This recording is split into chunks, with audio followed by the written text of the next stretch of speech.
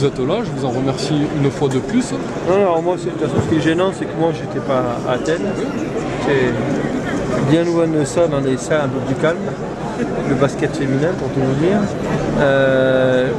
J'entends vos doléances. J'ai un minimum de solidarité. Non, moi, c'est pas la peine.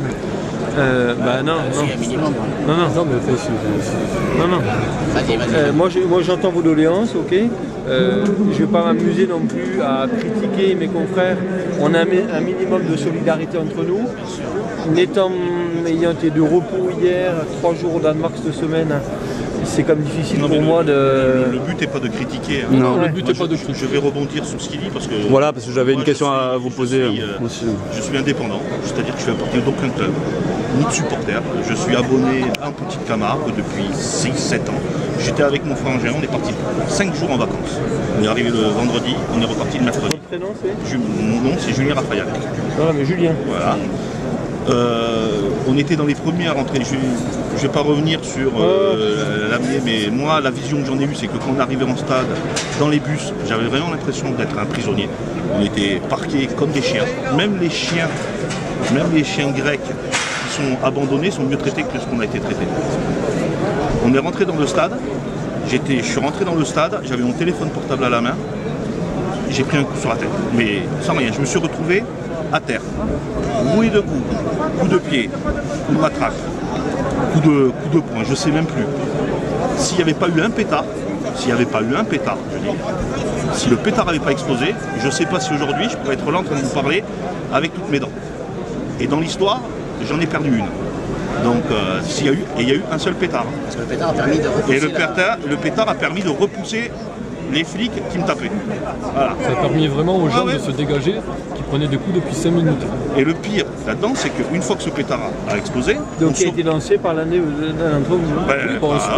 Par un des supporters. Bien sûr. Heureusement, on se retrouve et on monte dans les tribunes. Et dans les tribunes, c'était cauchemardesque. C'est-à-dire qu'on montait, c'est des escaliers, il y avait des flics à chaque escalier qui vous disaient « go up ». Vous montiez, vous preniez un coup de matraque. Go up, le deuxième, bim. J'en ai pris, on ne sait plus combien on en a pris. Alors, j'y suis allé pour voir un match de foot. J'ai passé des vacances, je ne vais pas dire que ça a gâché mes vacances parce que j'ai passé un très bon séjour. Mais se faire recevoir comme ça dans un pays de l'Union européenne, on se pose des questions. Parce que j'ai jamais vu ça.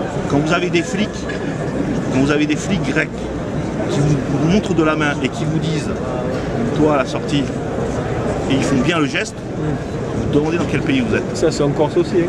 Comment? Ça se fait en Corse aussi. Ouais. Alors, ça se fait en Corse aussi. Moi je vais... Voilà. Si vous voulez, la chose elle est que dans ce parcage-là, il y avait en Corse, non pas parce que moi j'en étais témoin. Il n'y avait pas ça que des ultras. raconté par les gens de façon... Il n'y avait pas que des ultras. Moi je vais... Et il y a des gens de club. Voilà. Il y avait des gens comme moi, des gens lambda. Voilà. On était plusieurs, on devait être sur 130, je pense qu'on devait être bien 60. Et ces gens-là, ils ont été traités comme des chiens. Je ne suis pas là pour défendre la cause ultra. Je ne vais pas excuser ce qu'ils ont fait avant. Mais sur ce moment-là, sur ce match-là, les autorités grecques ont abusé. Alors, qu'est-ce qu'ils ont fait avant? Avant, dans les bus, ils nous ont laissé poireauter 20 minutes dans les bus. Avant qu'entrer dans le stade, 20 minutes, on était dans le bus et on attendait. On avait envie de pisser, on avait envie de boire. Impossible. Il a fallu qu'il y en ait un qui dise si c'est comme ça, j'ai pissé dans le bus. À partir de ce moment-là, on a ouvert le bus. Sinon, voilà. Ma question c'était sur les supporters ultra. Qu'est-ce qu'ils ont fait avant les incidents, les violences policières? Il y en a qui ont pissé dans les bus ou pas? Non, il n'y en a pas qui ont pissé, mais on était obligés. On a dit.